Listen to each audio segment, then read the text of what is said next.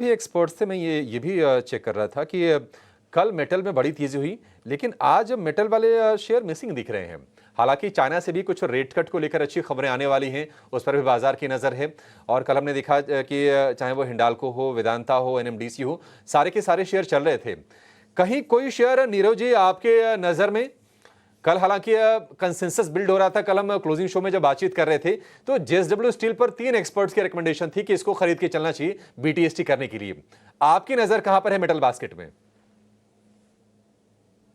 देखिए, metal basket eight this point of time JSW steel को छोड़ के कोई भी स्टॉक ऐसा तेजी में नहीं दिख रहा है। सारे स्टॉक्स कंसोलिडेशन में है या फिर डाउनवर्ड ट्रेंड में चल रहे हैं। तो at this point of time देखिए, ये एक ही स्टॉक है जो higher top higher bottom formation बना रहा है। और जब सारे नीचे आते हैं तो ये अकेला स्टॉक खड़ा रहता है अपने पोजीशन पे।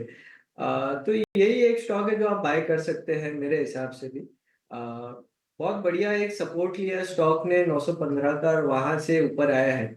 अब एक रेजिस्टेंस के पास आया है जो 965 का है। आई वुड जस्ट से कि 965 क्रॉस करता है उसके बाद आप बाइंग करें। उसके बाद इसमें जो टारगेट बनेगा 1020 तक का बनेगा और स्टॉप लॉस उसके बाद 945 का आप लगाइएगा। मुझे लगता है कि ये stock in the next 3 to 6 month slowly but steadily at least 1400 1500 के पास चले जाएगा। बहुत बढ़िया पैटर्न है। 1400-1500 रुपए की टारगेट, यानी यहां से 1.5 गुना। काफी अग्रेसिव टारगेट्स हैं। ट्रेड के लिहाज से भी कल 1000 के टारगेट तो निकल के आ रहे थे। 1020 का टारगेट है नीरव जी का, और आपको 945 रुपए पर स्टॉप लॉस लगा के चलना है। कल एक शेयर जो गिरावट का शिकार हुआ वो था ग्रेन्यूल्स का। यूएसएफडीए ने 6 ऑब्जर्वेशन यानी कि 6 आपत्तियां जाहिर की हैं उनकी हैदराबाद में जो यूनिट है गगिलापुर वाली, और वहीं से उनकी ज्यादा रेवेन्यू निकल के आती है, तो इसके चलते बाजार थोड़ा सा निराश हुआ। हालांकि ये पहले आ गई थी कि आपत्ति जताई गई है, लेकिन क्या क्या आपत्ति जताई गई है इसकी लिस्ट कल सामने आई है फॉर्म 483 में जो भी ऑब्जर्वेशंस थे। आज ये एफएनओ के बैन में ये शेयर है ग्रेन्यूल्स का। अंशुल जी, ये बताइए कि गिरावट पूरी हो गई या फिर अभी आपको लगता है कि शेयर और नीचे जा सकता है? करना क्या है इसमें? देखिए अभिषेक जी, लगभग टाटा मोटर्स वाला पैटर्न है जहां पे किसी भी तरह का सपोर्ट नहीं ले रहा है। ब्रॉड बेस्ड वॉल्यूम के साथ सेलिंग आई थी कल। एक 1500% वॉल्यूम राइज था 50-डे मूविंग एवरेज के अगेंस्ट।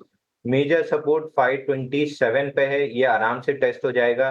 प्रोबेबली इसके नीचे भी जा सकते हैं, लेकिन फिलहाल के लिए 527 एक मेजर सपोर्ट है, तो वहां तक हमको नीचे दिख रहा है।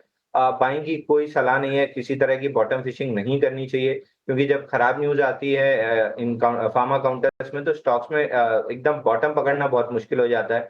तो 527 आता हुआ दिख रहा है, वहां पे रिवाइज करेंगे कि सस्टेन होता है या और नीचे डाउन साइड आती है।